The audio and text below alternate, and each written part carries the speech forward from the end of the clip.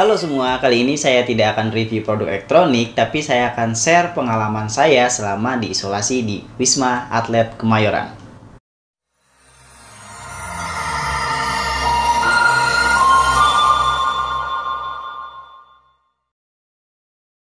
Virus COVID ini, siapapun tanpa terkecuali dapat terjangkit. Baik itu presiden, atlet-atlet, aktris, siapapun bisa terkena virus ini.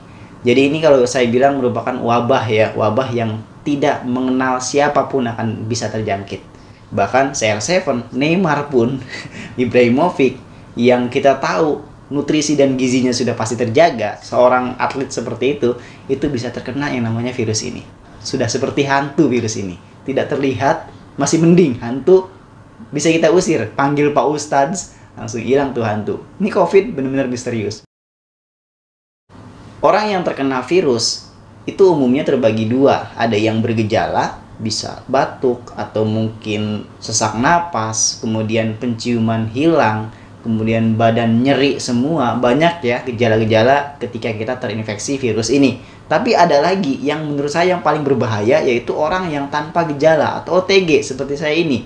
Tidak merasa sakit, tidak merasakan apapun, tapi ternyata ada virus di sini dan ini bisa menjadi carrier untuk menularkan ke orang lain.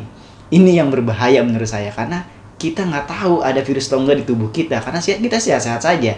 Jadi saya sekarang menjadi lebih waspada sama siapapun, kita harus tetap jaga jarak karena kita tidak tahu orang tersebut itu ada virusnya atau enggak. Kapan saya terinfeksi? Setelah perjalanan dari luar kota, dari Surabaya, 1 minggu di sana, pulang dari kantor, diharuskan swab PCR.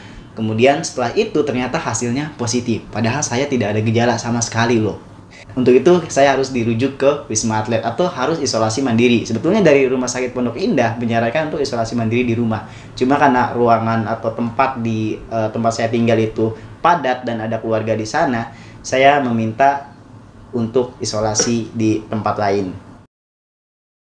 Nah, proses kita meminta untuk dirujuk ke Wisma Atlet ini, kita pasti yang pertama harus lapor dulu. Lapor kepada RT setempat, kepada puskesmas domisili kita tinggal.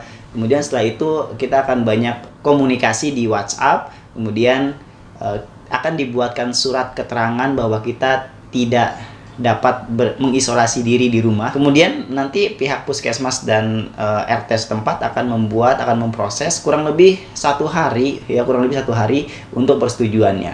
Setelah disetujui baru kita dirujuk ke Wisma Atlet.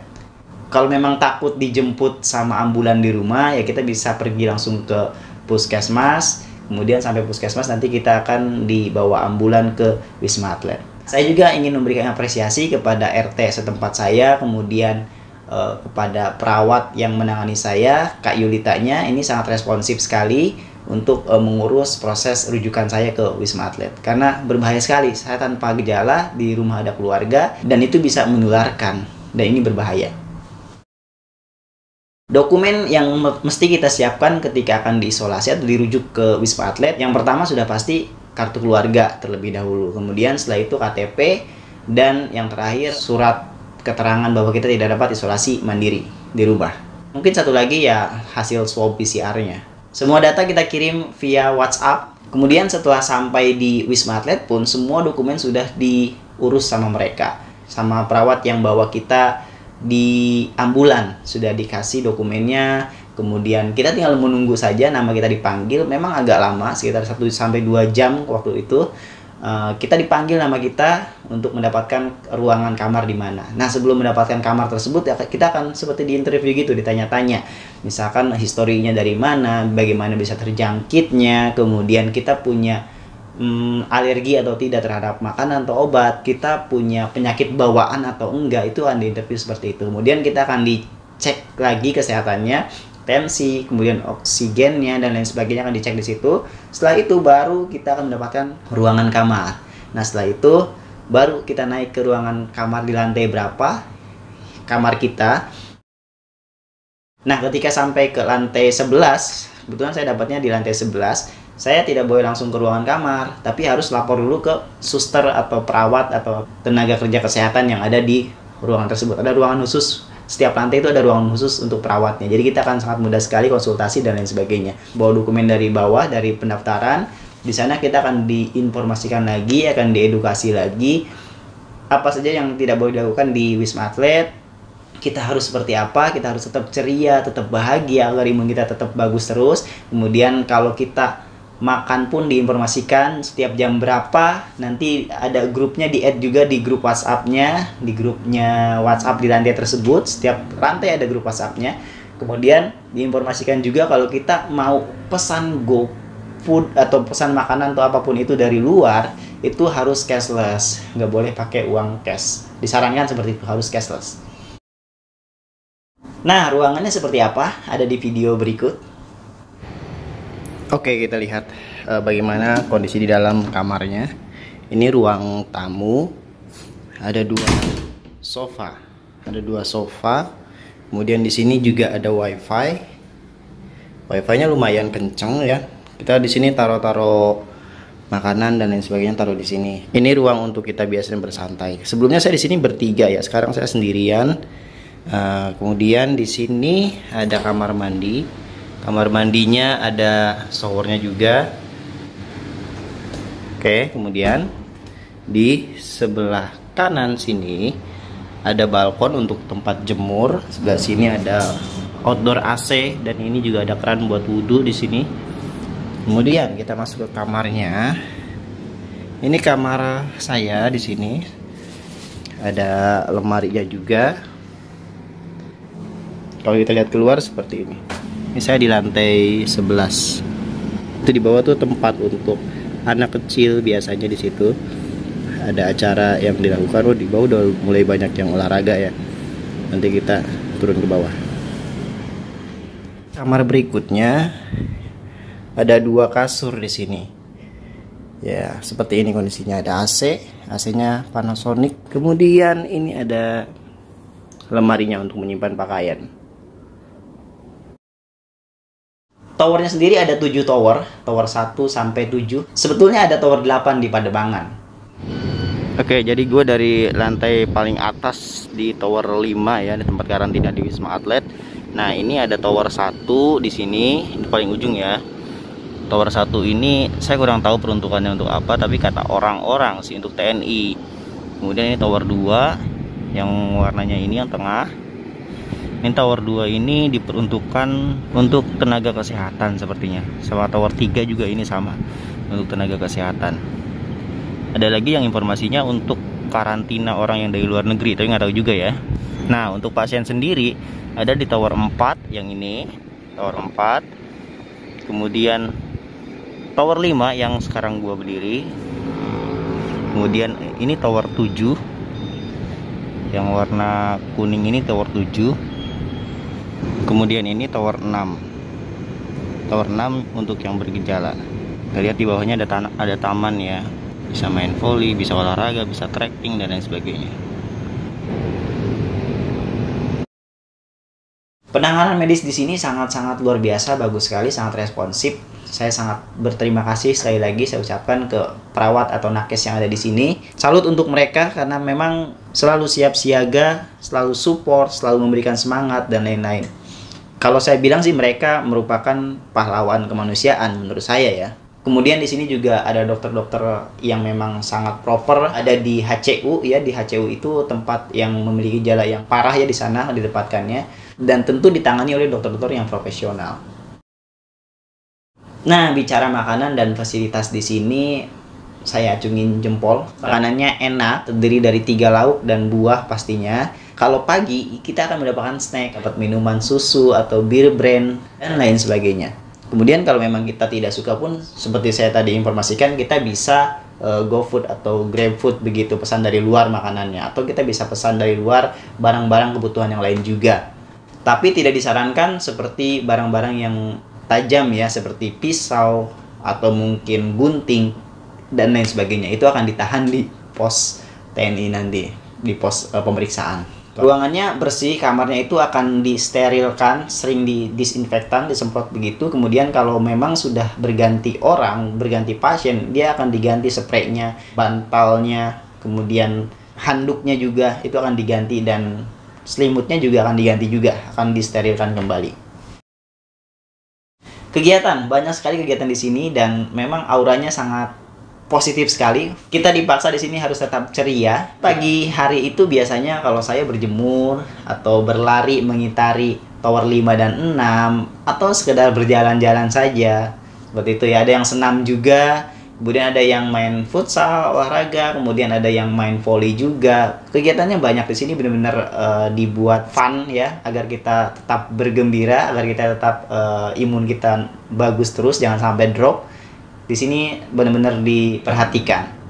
Jadi yang viral di Facebook itu waktu udah lama sih ada viral, katanya di isolasi di Wisma Atlet itu akan ditutup, akan dikunci, tidak boleh keluar sama sekali. Bahkan di sini pintunya pun nggak dikunci gitu, jadi kita bebas mau keluar kapanpun nggak masalah gitu. Jadi kalau yang di viral itu katanya kalau mau apapun tuh harus telepon perawatnya, nanti disamperin, kemudian dikasih obat dan lain sebagainya, dikasih makan dan sebagainya, nggak bisa kemana-mana. Itu nggak seperti itu.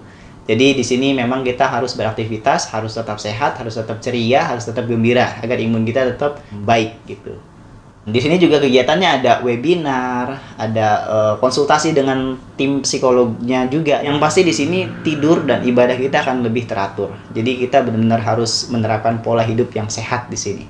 Bahkan di sini juga kita bisa membuat kegiatan lain yang seperti ini, ngevlog. Kemudian kita bisa mendokumentasikan keadaan-keadaan di sini. Itu gak masalah, gak apa-apa buat bikin video. Yang penting di area pasien ya, tidak di area yang private atau tidak diperbolehkan. Untuk mengisi hari-hari kita agar tetap ceria, kita juga suka bikin TikTok dan lain sebagainya.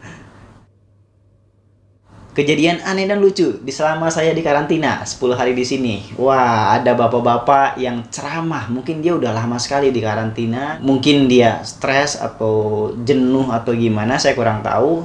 Dia nyamperin saya, kemudian dia ceramah. Ceramah tentang nabi-nabi di zaman dulu. Ya, saya dengarkan saja, nggak masalah. Yang penting dia senang. Kemudian kejadian lucu lagi, saya pernah salah kamar ke lantai 10, harusnya saya lantai 11, ke kamar nomor 21 lantai 10. Pas buka ada orang, wah maaf pak, salah kamar, mohon maaf. Mohon maaf, saya malu banget itu. Bagus kok ya, makanan buat sahur sama buka, mau sikat habis. Terus kami suruh makan apa? Panci kosong. Boro-boro sisain kuahnya aja enggak. Kemudian ada yang lucu lagi di sini, ada yang viral, yaitu hubungan sejenis antara perawat dengan pasiennya. 2 lantai di atas saya, viral di sosial media. Akhirnya itu di sini pun ramai dan diamankan orang tersebut, oknum tersebut ya. Kejadian seram karena mungkin saya salah referensi tontonan sebelum ke Wisma ya. Saya nonton tentang kejadian-kejadian menyeramkan di Wisma. Memang ada banyak sekali ya, katanya ada suara anak kecil kalau di malam hari, ada yang nangis-nangis gitu.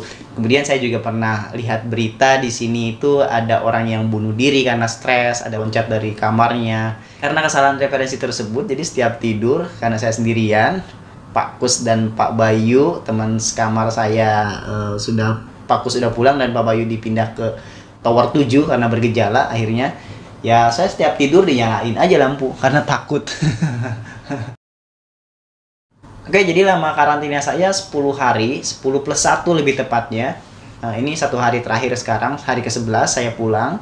Nah, di sini saya tidak ada, karena nggak ada gejala sama sekali, saya tidak dikasih obat, saya hanya dikasih vitamin saja. Kemudian saya juga sudah bertanya sama susternya kenapa tidak ada swab lagi, tidak ada PCR swab, karena memang katanya dia masa inkubasinya itu ya selama 9 hari, setelah itu dia akan mati si virus tersebut, tinggal inangnya saja, jadi tidak akan menularkan ke siapapun gitu. Berarti tubuh kita kalau memang tidak ada gejala selama 10 hari, itu berarti tubuh kita sudah mampu beradaptasi dengan virus tersebut. Dan hal ini pun ada di peraturan pemerintah ya, kalau nggak salah di revisi yang kelima. Oke, karena videonya udah kelamaan nih, udah kayak orang bener ya ngomong lama seperti ini. Jadi saya cukupkan videonya sampai di sini saja. Semoga memberikan informasi dan gambaran ke teman-teman bagaimana kondisi di Wisma Atlet sekarang di bulan Desember ini saya isolasi. Dan terakhir saya ucapkan terima kasih yang sebesar-besarnya kepada pemerintah yang sudah menyediakan tempat isolasi seperti ini, fasilitas seperti ini, sehingga kita tidak menularkan ke orang lain di daerah kita tinggal. Terima kasih kepada Nakes juga yang sudah support terus di Wisma Atlet ini. Sangat luar biasa perjuangannya sebagai pahlawan kemanusiaan. Terima kasih banyak. Semoga apa yang Anda lakukan dapat mendapatkan balasan yang setimpal dari Allah Subhanahu wa Ta'ala. Jadi sekian video kali ini, sampai jumpa di video-video berikutnya.